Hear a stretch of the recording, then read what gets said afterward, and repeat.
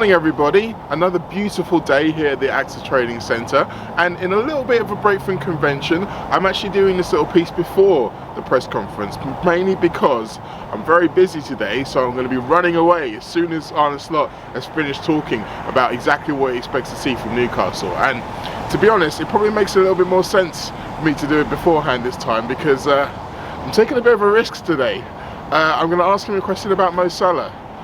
Yeah, not entirely sure how that's going to go, so stay tuned to see if this is the end of my journalistic career or whether or not Arne Slot will continue to give me some good answers. We'll have to wait and see.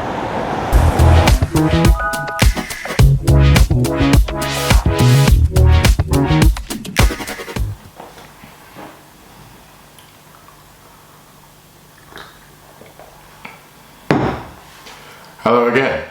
Well, I survived, and you're all going to hear all about it. Here we are, well, once again, not in the lab. The press conference review on tour continues apace. I find myself here in the lovely confines of Heswall, but I'm still ready to give you all of my top takeaways from Arne Slot's pre-match press conference ahead of the big game against Newcastle on Wednesday. Now, before we get into my top 3 takeaways, as is traditional here, we have to get through the parts that are always there, the contracts, the injury messages. Let's start with the injuries and start with the goalkeeper, Alisson. He was asked about whether or not he'll be coming in for this game. Arne Slot said that he still feels like he's a few days away, but he didn't really want to be definitive in terms of exactly when he would come in. It was a similar message to what we got at the weekend regarding the fact that he is most of the way there in terms of his fitness, but he's not quite yet ready. And I think most of us here are pleased to see Liverpool taking due care and attention around Alisson. There's absolutely no need to rush him back, particularly when Kelleher is performing so well. But there's kind of an interesting sideshow going on here. Maybe an unknown consequence of all of this is the fact that with every game that Alisson sits out and every game that Kelleher plays and plays well, the questions continue about whether or not he does come straight back in. And it's a fascinating one really for me, because with any other outfield player, the guy in form is the one who keeps the shirt, but goalkeepers are a different breed, and to be honest, Alisson is a different breed to most goalkeepers out there. So the feeling persists, and Arne Slot himself has reiterated that when he is ready, he's coming back. Now, the best he could give you in terms of a time is he said that he believes that he'll be back before the end of December. So, make of that what you will. I dare say we'll be having this conversation every game until he comes back. Someone else who's have a lot of conversations around him is Trent Alexander-Arnold, and Arne Slot gave a little nugget regarding his fitness as well in a wider question about the defence. And it was interesting. Arne doesn't give massive amounts of weight, but he did use the word worried on more than one occasion when speaking about the fact that he's only got 5 defenders. He said it's not ideal, but it's a fact of life. Everyone in the Premier League has to deal with injuries.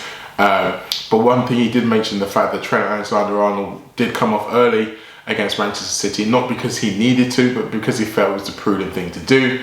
And he also hinted that that would be the case for the rest of this week. So expect him to start against Newcastle and against Everton, but don't expect him to finish the games.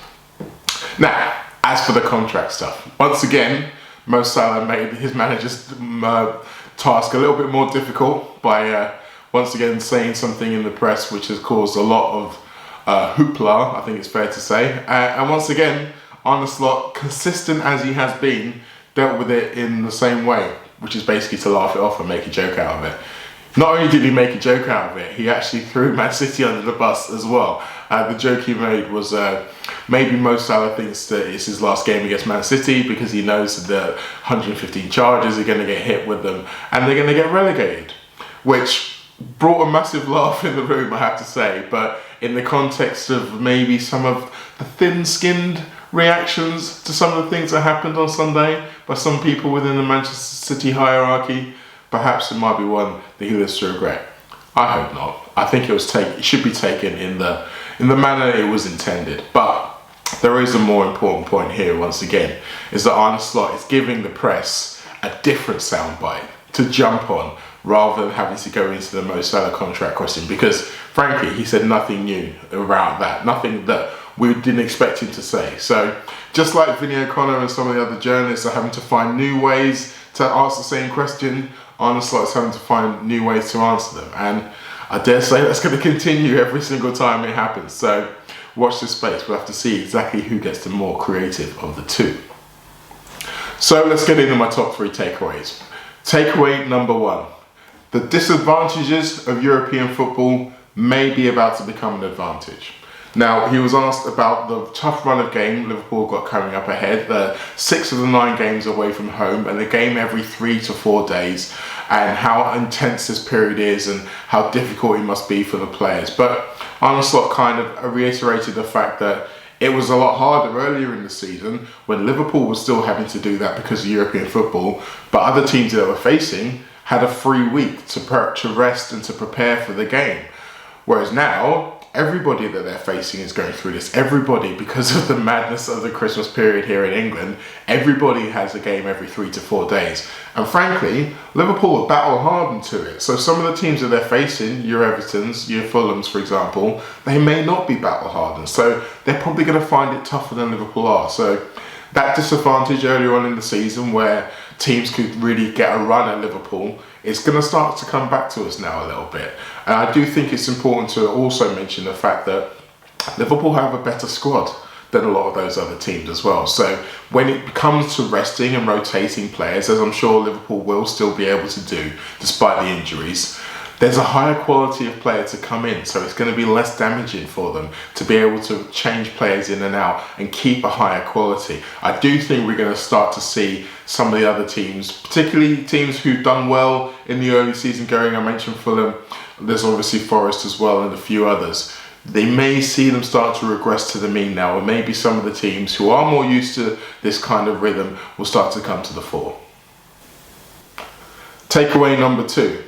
No one is getting ahead of themselves. Now, Arne Slot was asked about having the benefits of having players in the squad who've been there and done it, and therefore are less likely to get carried away by all of the talk of Liverpool being title favourites. There was a question about Gary Neville suddenly changing his mind and trying to heap pressure on Liverpool as being the title favourites. You saw Mikel Arteta come out and say something similar. There seems to be a lot of people now who are willing to try to say that Liverpool can only lose it. They can't necessarily go out there and win it. And we were all a bit too long in the tooth to fall for that. And Arne Slot reiterated that and he said that he was glad to have those kind of players in the squad, that they would know, they would understand exactly what it takes. But the fascinating thing for me, what he said, was that it wasn't just about the fact that these players have won it and so they know what it takes, but they've come close and not won it.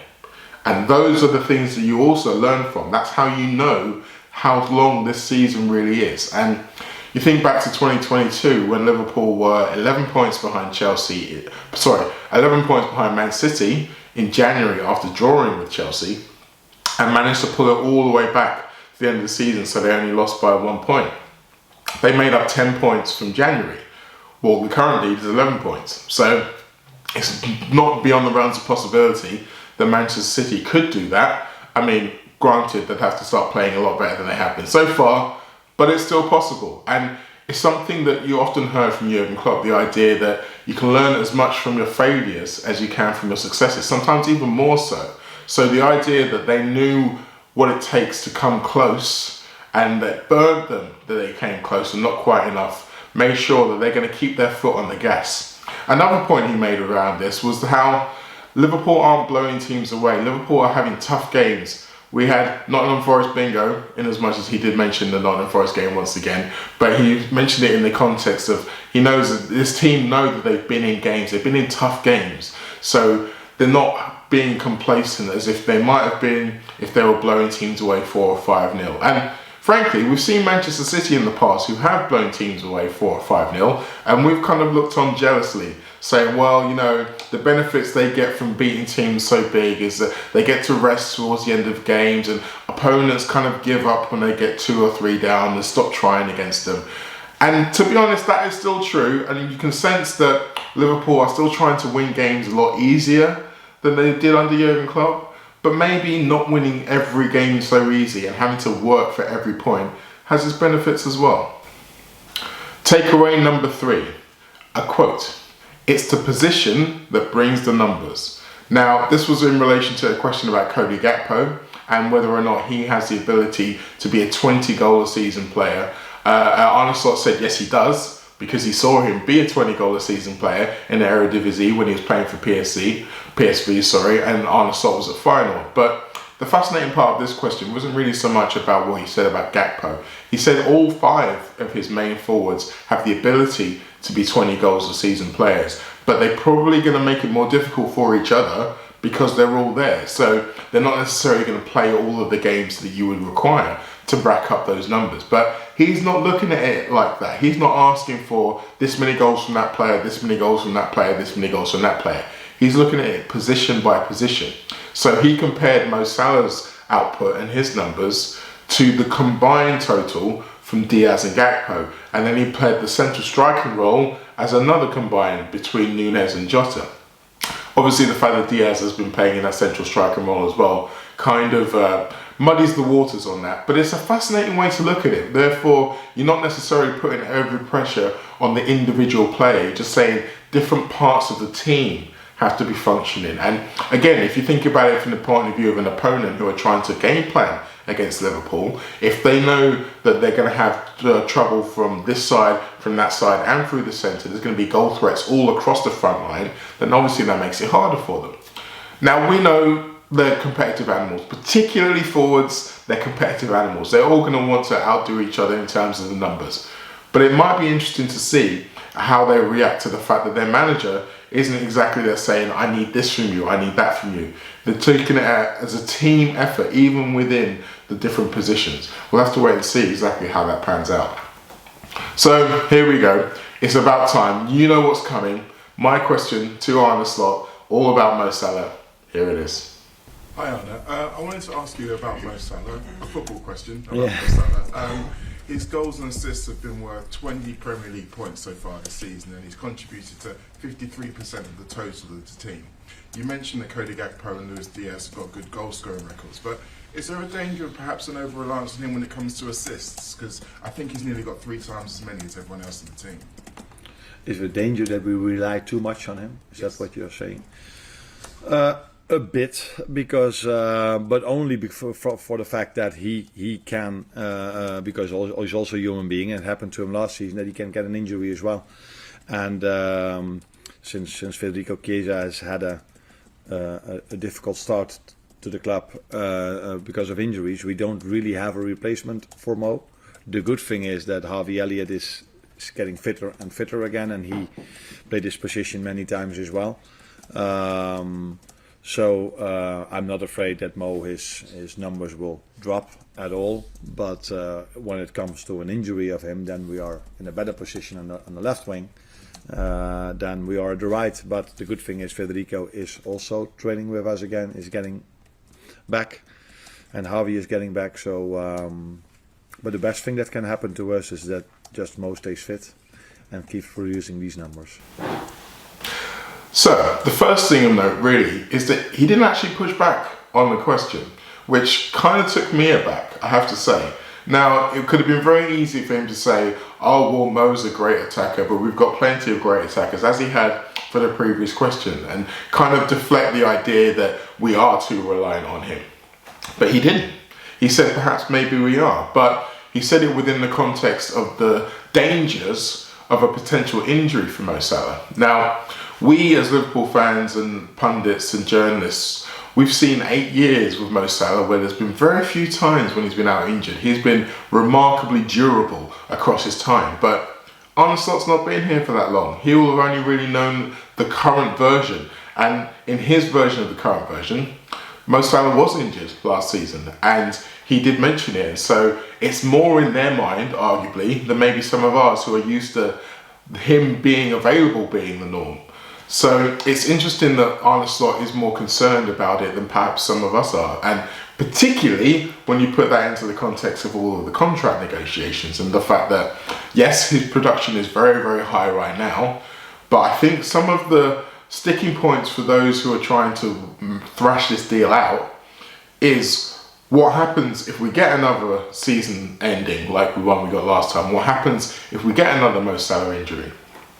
The other interesting point that he made out of this was the quote that he said where we don't really have a natural replacement for Mo. And obviously that was taken within the context of the injuries to Federico Chiesa, but also to Harvey Elliott, which tells you in Arne Slot's mind those are the two main candidates to play on the right hand side of the forward line when Mo Salah's not around. Now that means that even though we've seen Luis Diaz do it in the past, he doesn't really see him in that position. We've seen Dominic Szoboszlai do it in the past, and it would intimate really that he doesn't see him in that position either. It's normally Elliott and Chiesa.